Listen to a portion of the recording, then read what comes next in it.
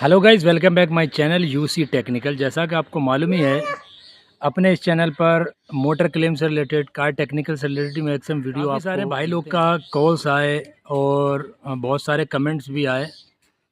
उन्होंने मालूमात की कि सर ये जो टोटल लॉस गाड़ियाँ होती हैं, इसको हम किस तरीके से जो है परचेज़ कर सकते हैं, इनको हम कैसे ख़रीद सकते हैं। मतलब जो इंश्योरेंस में जो गाड़ी एक्सीडेंट हो जाती हैं और इंश्योरेंस में जब उनका क्लेम लिया जाता है और वो टोटल लॉस हो जाती हैं, तो उनको किस तरीके से हम जो है परचेज़ कर सकते हैं। ये चीज़ें जो है कई सारे लोगों ने जो है मालूमात की और पूछा, क्योंकि बहुत सारे लोगों को मालूम नहीं है इस बारे में कि किस तरीके से जो है इसको परचेज़ करना है, गाड़ियों को कहाँ से लेनी है गाड़ी, ये किससे बात करी जाए और किस चीज़ की नीड होती है। कोई मतलब फ़र्म क्रिएट करनी है या कुछ और पेपर्स की ज़रूरत है, या किन चीज़ों की ज़रूरत पड़ती है कि जिसके वजह से जो है जो गाड़ियाँ टोटल लॉस हो जाती हैं आरसी या विदाउट आरसी के साथ, उनको हम परचेज़ कर सकें। तो आज के वीडियो का जो टॉपिक है, जो मज़मून है, वो यही है कि इस वीडियो में हम आज पूरी जानकारी लेने वाले हैं कि किस तरीके से हम इन टोटल लॉस गाड़ियों को ख़रीद सकते हैं। तो वीडियो पे अंत तक बने रहें और बिना स्किप किए वीडियो को देखें। अगर आप इस बिज़नेस को करने के इच्छुक हैं या अपने लिए कोई टोटल लॉस गाड़ी लेके बनाना चाहते हैं, बहुत सारे लोग जो हैं जो गाड़ियाँ ख़रीदते हैं, ये उनका बिजनेस यही है, टोटल लॉस गाड़ियाँ ख़रीदना और उनको जो है बनाना और सेल कर देना, या उनके पार्ट्स को अलग अलग करके बेचना। तो अच्छा बिजनेस है, बढ़िया काम है। आप उसको कैसे कर सकते हैं, वो सारी चीज़ें इस वीडियो में हम आज जानने वाले हैं। अगर चैनल पे पहली बार आएँ तो प्लीज़ चैनल को सब्सक्राइब कर दें। वीडियो अगर सही लगे तब वीडियो को एक लाइक करके ज़रूर जाएं और बेल आइकन वाला बटन दबा करके नोटिफिकेशन पे ऑल को सिलेक्ट कर दें, जिससे कि सबसे पहले हमारा वीडियो सबसे पहली तो ये है कि गाड़ियाँ टोटल लॉस कौन सी ख़रीदना सही है, वो जो विद आरसी हैं या वो जो विदाउट आरसी हैं। तो ये डिपेंड करता है कि आपकी नीड क्या है। अगर आपकी नीड ये है कि गाड़ी को आपको ख़रीद के और बना के बेचना है दोबारा से उसको, तब तो आपके लिए बेहतर यही है कि आप विद आरसी ही गाड़ी ख़रीदें। अब ये विद आरसी वाली गाड़ी कहाँ मिलेंगी आपको, ये भी एक सवाल है। और अगर आपका यही धंधा है, ये बिजनेस है स्क्रैप का, जो गाड़ियों के स्क्रैप पार्ट्स होते हैं इसको सेल करने का, तब तो आपके लिए जो है विदाउट आरसी वाली गाड़ियाँ बेहतर है, क्योंकि वो विद आरसी वाली गाड़ी से बेटर आपको जो है वो सही रहती हैं। अगर आपका काम है उसके पुराना सामान बेचने का गाड़ी का, तब क्योंकि विदाउट आरसी गाड़ी जो होती है वो सस्ती मिलती है और विद आरसी गाड़ी जो है वो आपको थोड़ी उससे कॉस्टली पड़ती है। तो अब ये विदाउट आरसी गाड़ियाँ कहाँ मिलेंगी और विद आरसी वाली, ये भी एक सवाल है। तो विद आरसी गाड़ी और विदाउट आरसी, उसके लिए क्या है कि जितनी भी सरकारी कंपनी है, यूनाइटेड हो गई, न्यू इंडिया हो गई, नेशनल हो गई, ये कंपनी जो है सरकारी कंपनी, ये गाड़ियों की आरसी कैंसिल कर ही देती है। अगर इन किसी कंपनी से आपकी गाड़ी का इंश्योरेंस है किसी भी गाड़ी का और वो गाड़ी टोटल लॉस में जाती है, तो 110% ये कंपनीज क्या करती हैं कि गाड़ियों की आरसी को कैंसिल करके सेल करती हैं। इसके अलावा जितनी भी प्राइवेट कंपनी है, वो सारी की सारी कंपनी जो है 99% ऐसी हैं जो आरसी को कैंसिल नहीं करती हैं, वो विद आरसी गाड़ी को जो है सेल करती हैं, जिसकी वजह से उन्हें एक अच्छा अमाउंट मिल सके और अपने पास से उन्हें कम से कम अमाउंट इंश्योर्ड पर्सन को पेड करना पड़े। ये चीज़ यहाँ पे क्लियर हो गई कि विद आरसी कौन सी कंपनियों से गाड़ी मिलेगी और विदाउट आरसी कौन सी कंपनियों से गाड़ी मिलेगी। अब यहाँ पे सवाल आता है कि सर आपने ये तो बता दिया कि विद आरसी यहाँ से मिलेगी, विदाउट आरसी यहाँ से मिलेगी, और ये इंश्योरेंस कंपनी आरसी कैंसिल करती है और ये नहीं करती है, लेकिन अभी तक ये नहीं बताया कि हम इसे कैसे करके ख़रीद सकते हैं। अभी मैं वहीं पे ही आ रहा हूँ, उसी बात पे आ रहा हूँ, आप परेशान ना हो बिल्कुल भी। जो लोग बड़े पैमाने पे काम करना चाहते हैं, मतलब तगड़ा बिजनेस करना चाह रहे हैं, तो उनको तो ये चाहिए कि एक अपना जो है स्क्रैप का लाइसेंस बनवाएं, वो कबाड़ियों वाला लाइसेंस, और किसी भी कंपनी से अपना वहाँ इंश्योरेंस कंपनी में जा कर के अपना एक वहाँ से टाई अप करना पड़ता है उन्हें। अलग अलग कंपनियों से आप लोग जो है टाई अप कर लें अपना लाइसेंस बनवाने के बाद में, और उनकी क्या रिक्वायरमेंट रहेगी वो टाई अप के लिए, तो वो सारी चीज़ें आपको इंश्योरेंस कंपनी में जाके पता लग जानी है, ठीक है। और अगर आप, ये तो हो गया एक बड़े लेवल पे काम करने के पैनल टाई अप आपने कर लिया अपना इंश्योरेंस कंपनियों से। अगर आपका टाई अप हो जाएगा उन इंश्योरेंस कंपनियों से, आप टाई अप कर लेते हो, जो भी उनके इंश्योरेंस कंपनी में टोटल लॉस गाड़ियाँ आती हैं वो उसकी इन्फॉर्मेशन आप तक पहुंच जाती है। और जब वो इन्फॉर्मेशन आपको पहुंचेगी तो साथ ही उसकी पूरी डिटेल भी आपको पास पहुंचेगी कि भाई गाड़ी इतने रुपए की है, इससे ऊपर अगर आप उसी कीमत लगाते हो तब आपको गाड़ी मिलेगी।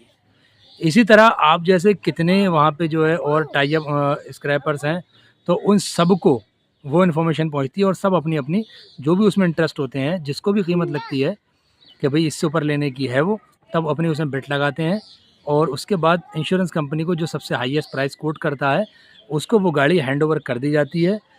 फिर आपको जो है उसके इंश्योर्ड पर्सन की पूरी डिटेल मिलेगी, उसका मोबाइल नंबर, एड्रेस सब मिलेगा। आप सीधे उससे कांटेक्ट करिए, ऑलरेडी उसको भी मालूम पड़ जाता है कि फ़ला फ़ला आदमी को गाड़ी बेची गई है। आप वहाँ कांटेक्ट करिए, पेमेंट उस कस्टमर को हैंड ओवर करिए और गाड़ी वहाँ से अपनी पिक कर लीजिए। एक तो तरीका हो गया ये। अब आप कहो कि यार इतना लंबा तरीका, ये तो फिर अलग बात हो गई। अब और तरीके मैं बताऊँ आप, और तरीके ये हैं कि आप जो है जिस क्षेत्र में रह रहे हो, जिस शहर में रह रहे हो, जिस स्टेट में, जिस सिटी में रह रहे हो, वहाँ जो सर्वेयर्स होते हैं, आप उन सर्वेयर्स से जो है कांटेक्ट करें, उनके टच में रहें आप, और उनसे ताल्लुक़ात अपना बना के रखें और उनको बोलें कि सर कभी भी अगर आपके अंडर कोई भी टोटल लॉस गाड़ी आती है तो प्लीज़ आप हमें एक बार ज़रूर बता दें, ठीक है। तो फिर जो है कभी उनके अगर जो है गाड़ी आती है उनके नॉलेज में, तो टोटल लॉस वो आपको इन्फॉर्म कर देंगे। उसके ज़रिए से आप सर्वेयर के ज़रिए से माध्यम से जो है आप अपने प्राइस रख सकते हैं कि सर मैं जो है इतने रुपए तक में गाड़ी ये ख़रीदना चाहता हूँ। और अगर आपका प्राइस सही लगा, उनको लगा कि सर्वेयर को कि हाँ जो प्राइस इसने कंपनी रखे हैं उससे ऊपर आप बता रहे हो, तो सर्वेयर का काम ये होता है कि वो सीधे इंश्योरेंस कंपनी को एक मेल डाल देते हैं कि सर फ़ला फ़ला आदमी है बंदा लेने वाला और इतने रुपए में गाड़ी दे रहा है। तो इंश्योरेंस कंपनी को क्या है, उसको चाहिए भाई पेमेंट, कैसे भी करके जो सबसे ज़्यादा पेमेंट देगा उसको वो जो है इंश्योरेंस कंपनी गाड़ी दे देगी। आप इस ज़रिए से गाड़ी को ख़रीद सकते हैं। मुझे लगता है कि ये ज़्यादा आसान तरीका है सर्वेयर्स के ज़रिए से गाड़ी को ख़रीदना। और दूसरी चीज़, जो वर्कशॉप हैं बड़े या डीलरशिप हैं, आप वहाँ के कांटेक्ट में रहें, वहाँ चक्कर लगाते रहें, वहाँ घूमते रहें। और जो बॉडी शॉप डिपार्टमेंट है, जो बॉडी शॉप मैनेजर, जो मेनली बॉडी शॉप को जो हैंडल करता है बंदा, तो उससे आप कांटेक्ट में रहें कि सर कोई भी गाड़ी टोटल लॉस अगर होती है तो प्लीज़ आप मुझे एक बार ज़रूर बताएं, तो वहाँ से भी आपको जानकारी मिल जाएगी।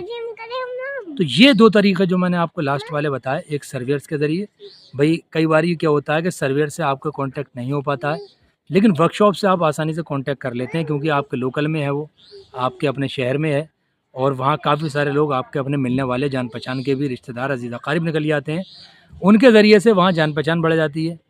वो क्या है कि आपको पूरी जानकारी बॉडी शॉप मैनेजर को रहती है हर गाड़ी की कि इस गाड़ी के साथ क्या हो रहा है, ये टोटल लॉस होगी तो कब फाइनल होगी ये, और कितने रुपए इसकी कीमत लगी है और कितने तक में जा सकती है, एक अंदाज़ा उसको होता है।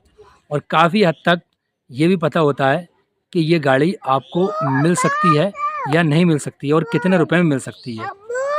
तो इन 2-3 तरीक़े से आप गाड़ियों को टोटल लॉस को ख़रीद सकते हैं और अपना एक अच्छा बिजनेस स्टार्ट कर सकते हैं। क्यों, इंश्योरेंस कंपनी क्या करती है कि किसी भी गाड़ी की आईडीवी का 75% अगर एबव जाता है, यानी उसको रिपेयरिंग का ख़र्चा आईडीवी के हिसाब से 75% से ज़्यादा होता है, तो इंश्योरेंस कंपनी उसको टोटल लॉस घोषित कर देती है, जो टोटल लॉस मानती है।